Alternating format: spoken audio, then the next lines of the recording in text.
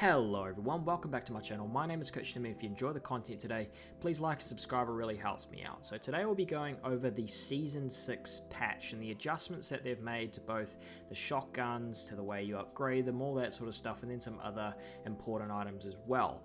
But if you enjoy the content, like I said, make sure you like and subscribe and let's get into it.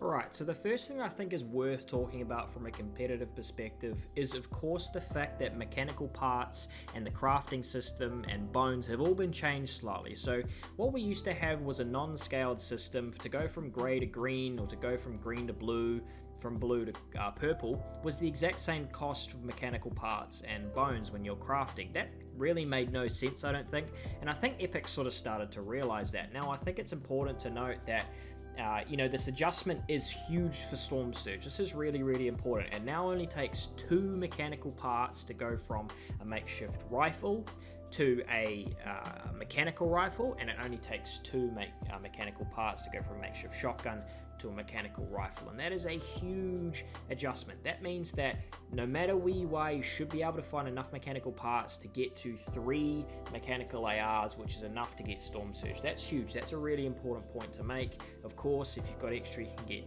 those shotguns up, but this adjustment is huge. It also means that it's more difficult to get your spaz or to get your scar in arena, so there's some obvious balancing to do, but I think it's a really good move because it means that it's easier to get the guns that everyone sort of requires for competitive, but it also means it's more difficult to get those really powerful ones. Whereas in the last patch, I think we're seeing a few too many spazes floating around, a few too many scars floating around.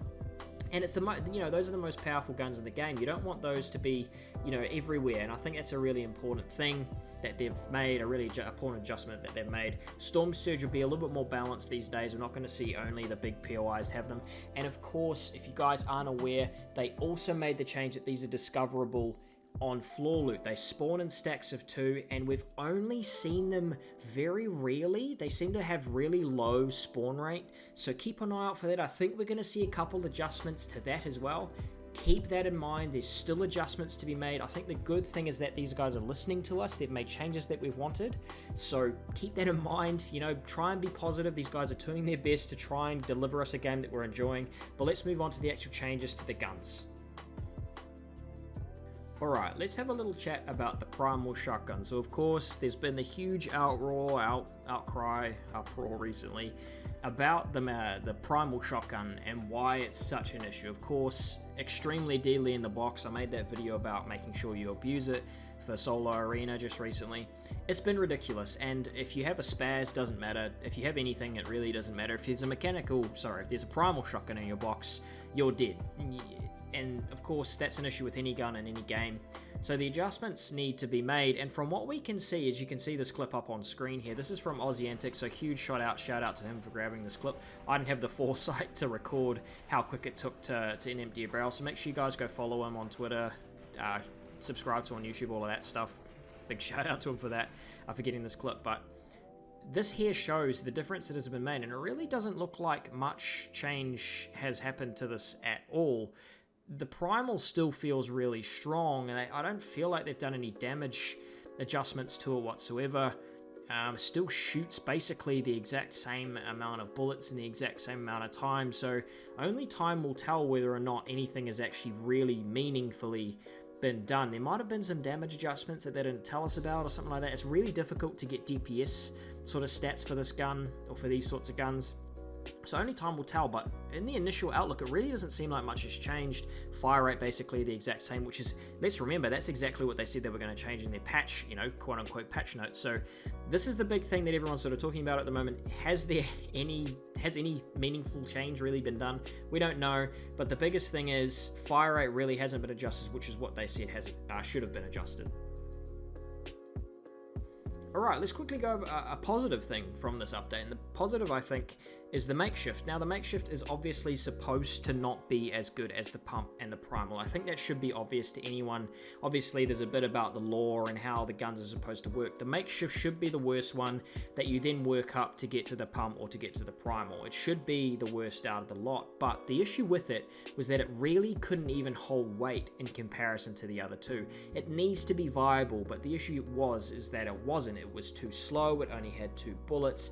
But I think this recent change has actually improved it a little bit. It's gone to 3 bullets, which again still isn't great, but 1 bullet more does make all the difference. You know, it can make all the difference, not that it does in every situation obviously, but it can make the difference. Now, I think the biggest thing that has changed is actually the pull-out rate and the time it takes to fire the next shot. So basically, its fire rate that's been increased quite dramatically. If you go through and shoot the gun, it feels quite quick, and if you go to pull out after editing, that also feels relatively quick. It is still slower than the pump. That's important to know.